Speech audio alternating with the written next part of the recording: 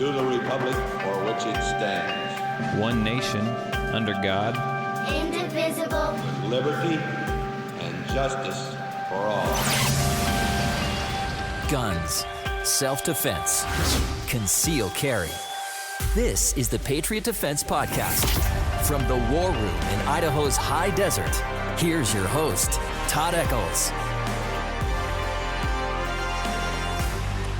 And I am back once again. It is a Sunday morning, and I am tucked away in the war room somewhere in the high desert of southern Idaho, and I'm just sitting here going over my notes. I made notes for today's podcast.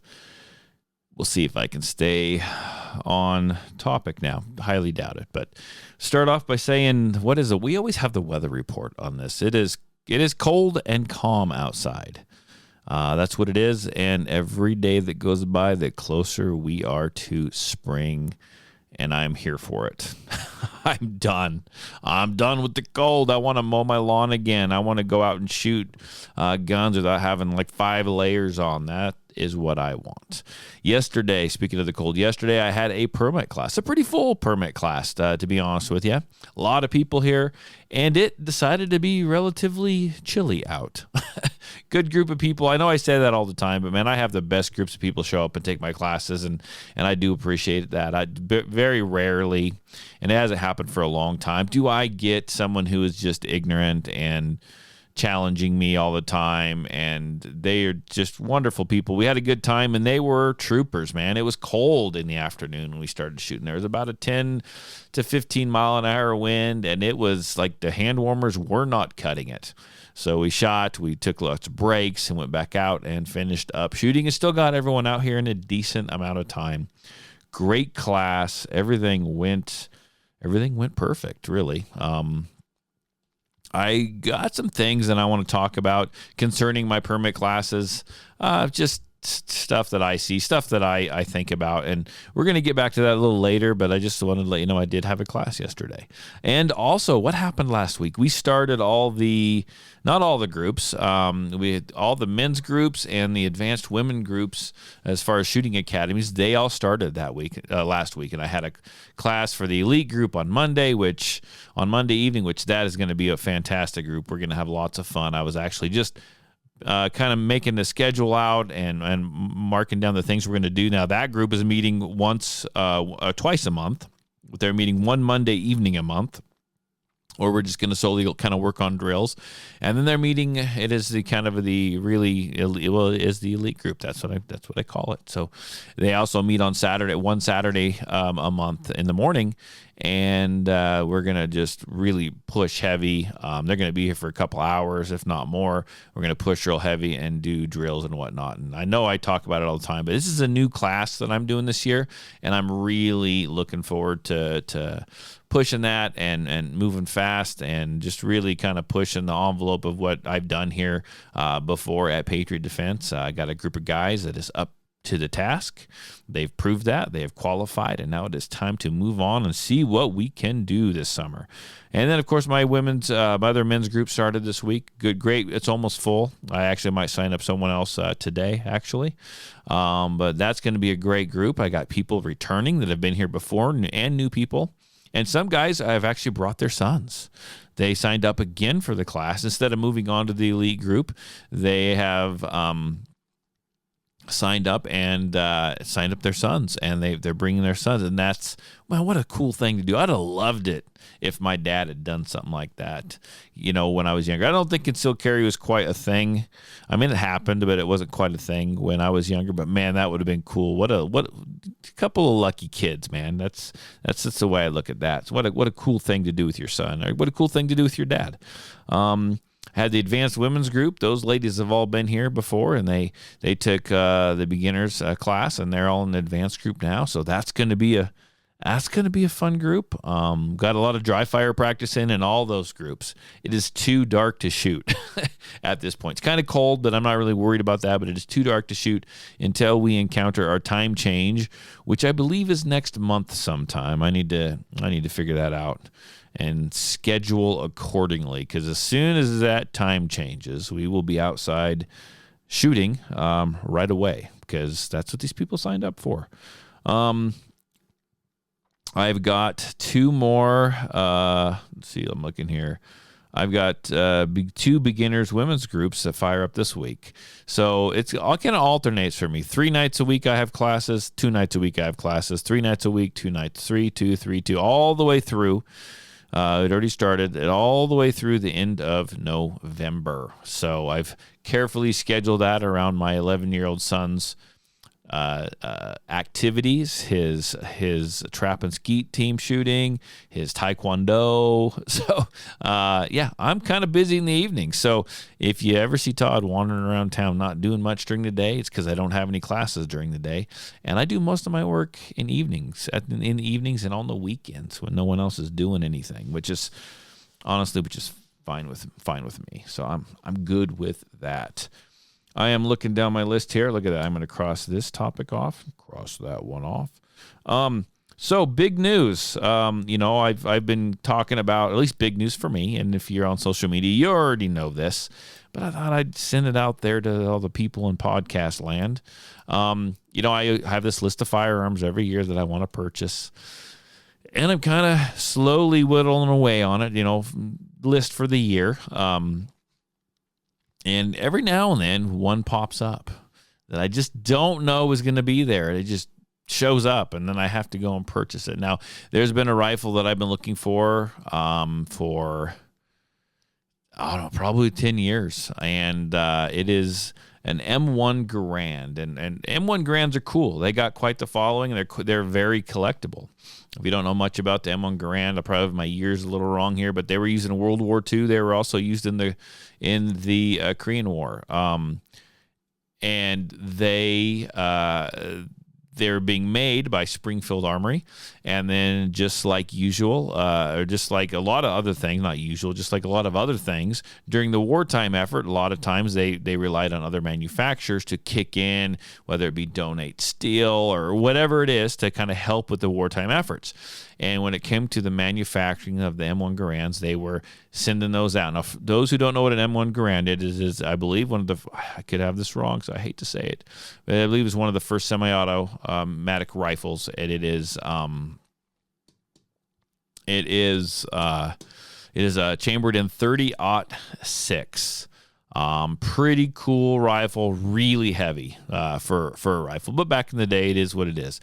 But anyhow, they contracted out to other manufacturers to make these rifles, and there was 10 others to be exact. Now, I don't have the list of them in front of me, but one of them happened to be International Harvester. And for those, if you don't know me, I've talked about it a little bit before, but if you don't know me, I love International Harvester stuff. I'm a big Scout guy, so I love their light line. I got a Scout 80, I got a bunch of Scout 2s. I think I got 6 or 7 International Scout vehicles over here of some kind. Love them. They are my favorite. I'm oftentimes during the summer and spring driving around a great big blue one all over town when I can afford the fuel. So this is something I like. So I knew when I found out that they made one of these rifles, that they manufactured some of these rifles, that I had to get my hands on one. And then after I learned about them, down the road a little ways, a friend of mine came over to do a podcast. If you listen to the podcast, you probably heard about it. He brought over one that he inherited from a family member, and it was the one I wanted to buy. It was an International Harvester M1 Garand, and I knew at that point I had to have one. So I've been looking for this thing for about 10 years. Now, I think in the whole big picture, I think International Harvester, they manufactured these from like 1951 to 1950 to like 1952, and they did about 100,000 rifles. Now, that's not a very big number in the full scheme of things, and I don't have the exact numbers, but I'm thinking probably maybe there's a quarter of those still kicking around. So it is highly sought after. M1 Garands are sought after anyway. But the International Harvester version of that is really sought after. It's highly collectible. So I've been keeping an eye out. I haven't been digging, but I've been keeping an eye out for one of these for a long time. And I finally found one. It just happened to be I found one. I knew one was out there, and I was having a conversation with my wife about taxes and about how Todd's struggles with the receipts and separating things that when he purchases. And all of a sudden I got a ding on my phone, and I look down, and I'm like, I'll be back, honey. I got to go buy this rifle. She's like, really? We're discussing taxes. We're discussing money you spent this year, and now you got to go buy it? A rifle all of a sudden? I said, yeah, ironically enough, I do, but don't worry. It is 2025, and we can have the discussion about this rifle in February of 2026. So I went out and I grabbed this rifle. Now let me tell you about this rifle. So it is it's not quite, but it's almost 100% International Harvester made. Okay, circa 1950. That's what the serial number comes up. The only thing that is not International Harvester is the barrel, and that's because at one point they shot the barrel out of it. Like it was wore out. So they replaced it with an original Springfield Armory barrel. Now, this barrel is the original, like 1942 Springfield Armory barrel. So I've got this rifle now, and it came with a bandolier, and it came with some ammo. I think I just want to keep all that together because I need to still shoot this thing. And I guess, I'm not an antique or historical firearms guy. I guess you can't just go and buy a regular 30-06 ammo off the shelf. It's got to be made for the M1 Garand. It's got to be kind of loaded down. They made these firearms back before, they created ammunition for this gun. For this rifle, the rifle would handle, and now modern day ammo, different metals, different rifles, and they've really cranked up those loads as far as in the power factor on them. So I've got to find some right ammo, and I will say find it. I was trying to be cheap and find it local. I cannot, so I'm going to have to order some. But this rifle is supposedly fully functional. It works. I've got everything I need to fire it. So I am looking forward to doing that, and I'll make sure I put a post out about it when I do on social media. So that's the call out for social media, man. If you're on social media, follow the social media. I'm on Instagram. I'm on Facebook. I'm on TikTok. I'm on it all. And I will post pictures and videos and whatnot about things I got going on, things that I purchased, things that I see in my classes. It's a great way to stay in touch. Now, this rifle, I am looking for two things. I would like a period correct. I don't even want to. It's going to cost me. Like I would love to not have a reproduction, but I'd like a period correct sling for it. And one of the things that is cool about it is in the buttstock of this thing, there's a little door that you open up, and there is a couple holes, and that's where you used to store the cleaning kit for that thing. Now I can go and for like $25, I can buy a Repro cleaning kit all day long, and I probably will just to have.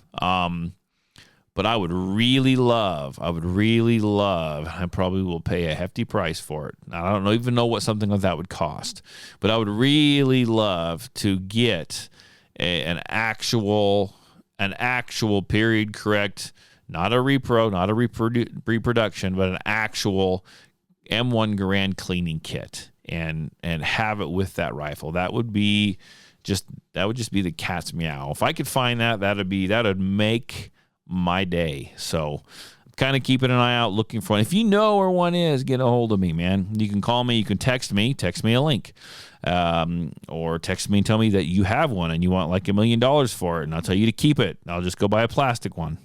I'll pay for it, but I ain't paying a ton of money for it. I'm going to try to not pay a ton of money for it.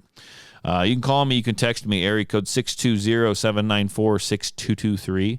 It's area code 620-794-6223. A lot of people text me. Text me with information on that. Text me just to say hi. Tell me where you live. Tell me you listen to the podcast. I'm friends with a lot of people that listen to the podcast that honestly I've never met, but I text them all the time. It is what it is. I'll be friends with you. Now, I'm searching for friends now. No, serious. Call me, text me. We can chat. Like, I'm cool with it. I'm nobody special. I'm just a guy that sits in this room and does a podcast and probably thinks and I do think nobody listens to it. So there you go. What else we got here? I'm crossing things off my list as we go, people. So big news on the platypus. I have been gifted, and it was installed by Magnum, our very own Magnum, a lighter trigger for that sucker. It was a pretty good trigger to begin with, but I got a lighter trigger. He ended up with 2 of them. So he went ahead and gave it to me, installed it in my firearm. He brought it back yesterday, right before the shooting portion of my class started. He was coming to help, so he brought it back. I had other people shoot my gun yesterday. They loved it. Guess who hasn't shot it with the new trigger in it? Me. So that's on my list to do. Maybe today. We'll see. We'll see if the weather holds. I got a lot of the podcast to do and editing to take care of. So, but I'll get out and shoot it this week. So I think we took a better gun and made it even better, according to Magnum. The trigger comes in now right at about 3 pounds. So everyone that shot it yesterday really enjoyed it. So I'm thinking it was a pretty good trade. Magnum usually does pretty good work. So like I said, fingers crossed.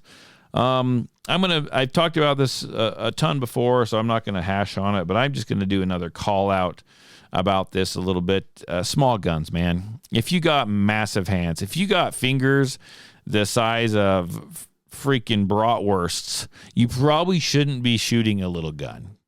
We had some incidences yesterday. I won't say incidences, but we had some cases of people with big hands, big fingers. They could handle a larger gun, shooting the little tiniest guns, and they shot them okay. But man, there's really no need for that. I mean, small guns have their purpose.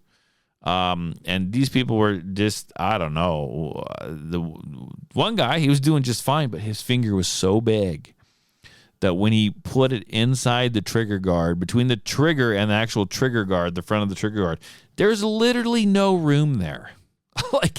like there was no room there. And he was shooting a gun with a hammer. It was a little Kimber, and they got those hair triggers anyway. And I was concerned. I was very concerned, but we made it through just fine, like no problems. But man, when you got massive fingers, massive hands, and you go to like carry, like your daily carry is a little tiny gun, there's just no need for that. You can't even grip the gun correctly. I mean, you're liable to shoot the tip of your finger off. There's no place for you to purchase. There's no place for you to hold. I just don't. That's uncalled for. Go get a bigger gun. I see it and I just shake my head. We still teach them, but I just shake my head. Okay, so if you followed the podcast in the past, I'm sure you have, you'll know that one of my very first guns was, and the guys make fun of me for this, and I wish I still had this stupid gun. I really do wish I still had this gun. But the very first handgun that I ever had was a little Hungarian. It was like a Hungarian Makarov clone. No, that's very unprofessional of me. I'm like yawning in the microphone. I apologize. But it is a Makarov clone. It was a little Hungarian. I don't know if they call it FEG or they just say FEG.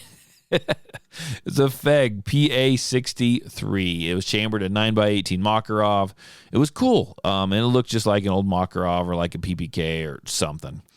It was a good little gun. Kicked like a mule. I tamed it down with some Wolf Springs and it was a neat little gun. I'm not sure why I sold the stupid thing or I traded it. That was the worst thing I ever did.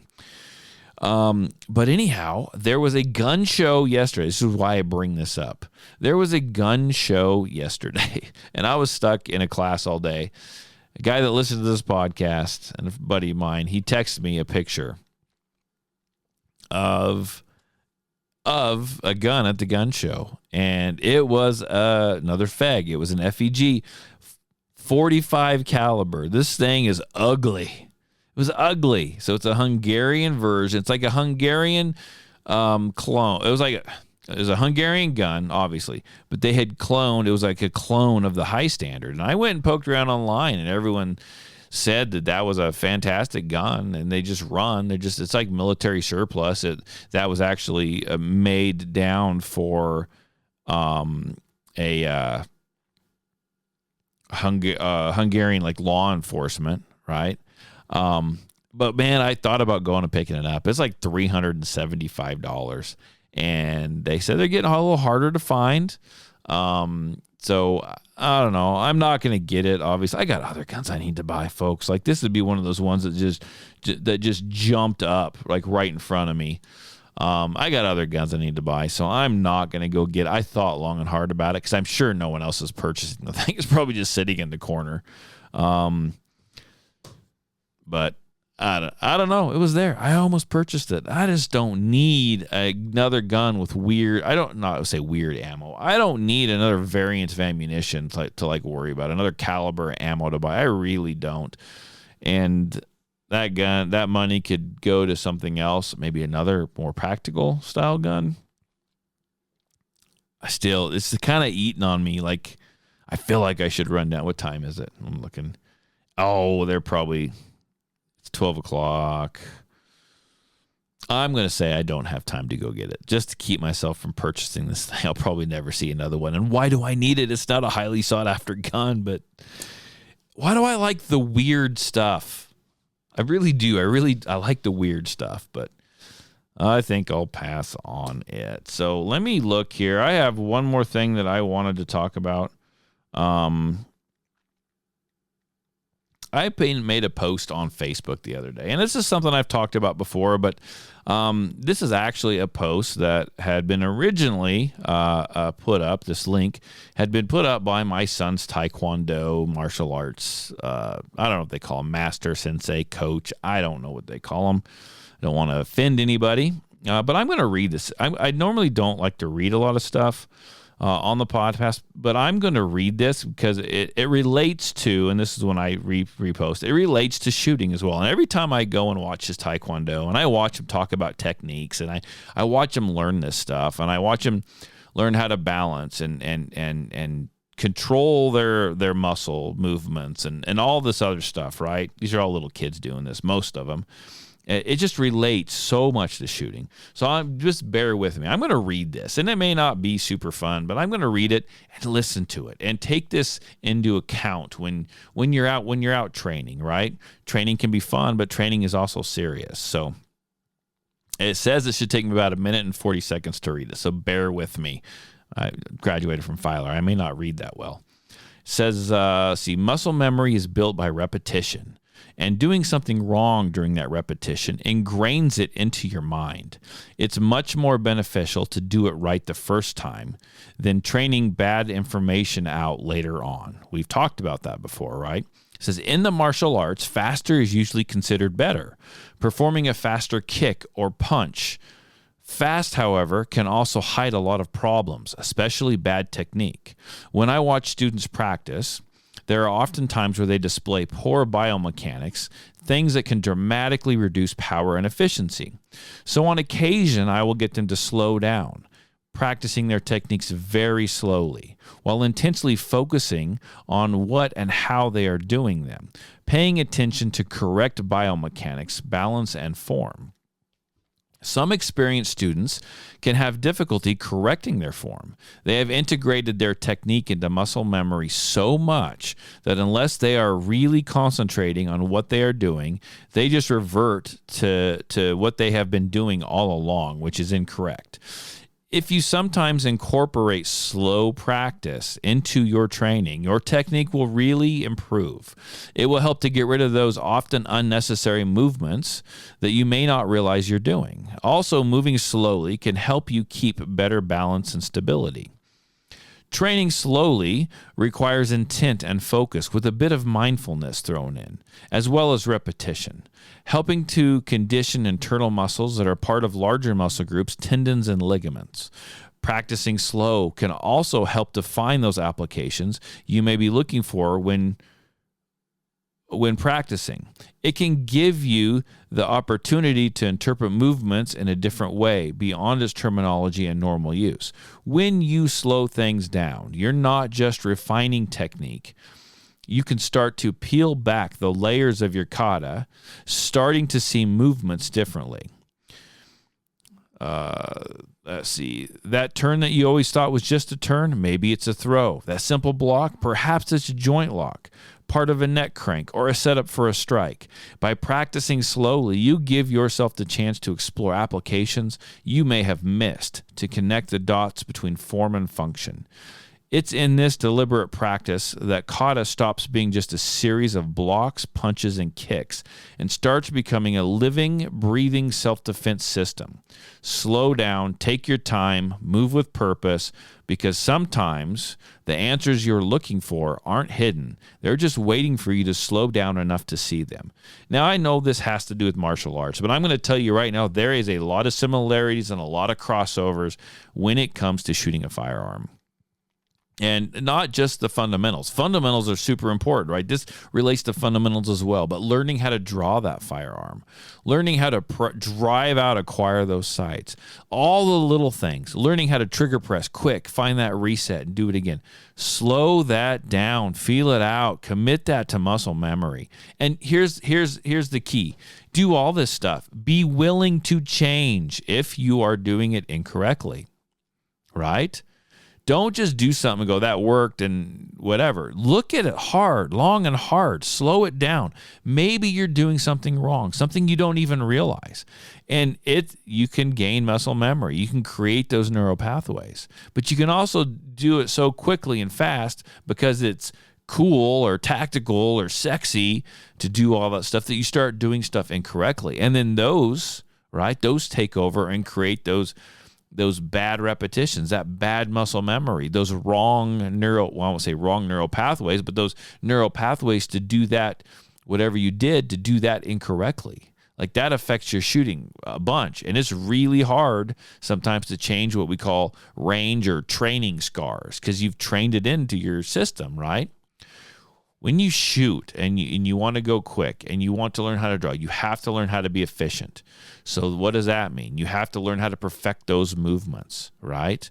And make them smooth, right? When you learn the art of the draw and you learn to draw that gun, it's real choppy, it's real mechanical, it's real robotic, and then it starts to smooth out. That's what you want. You want it to flow, right? The same way every single time. You don't want to introduce anything incorrect into it. That's why we train. That's why we practice. We want to be able to draw that gun, take those shots, move from target to target to target, perform that reload if you have to, right? It all takes special movements. It all takes movements. You want to be able to do all that stuff flawlessly. You want to be able to do it without any bad biomechanics. You want to be efficient in your movements. I've seen people be moving right along, right? And we all mess up. We do. But I've seen people moving all along, right along, and they go to do a reload and they freaking throw the mag. Like that happens. That happens to me. That happens to us all, right? We just have to slow down. I've talked about this. Slow down. That's where you're at. You need to practice. You need to find out where you screwed up. You need to find out where you went wrong. I see a lot of people go to reload when they're running through a course and they don't keep the gun up where they need to. So then they look down, right? They look down to reload that thing while they're moving and they look up and they realize they've gone past the target, right? You have to slow down. You have to perfect all those little things. Don't be moved. And that'll help you get fast. You have to go slow to go fast. And I know I say that all the time, and it may not make any sense, but you have to slow down. You have to go slow to go fast, and then push yourself. You want it to look slow. You want it to look smooth. You want it to be flawless. You want to make it look like when you're doing it, you're not even thinking about it. And then you could hyperanalyze it. You could slow it way down, make sure you're doing stuff correctly.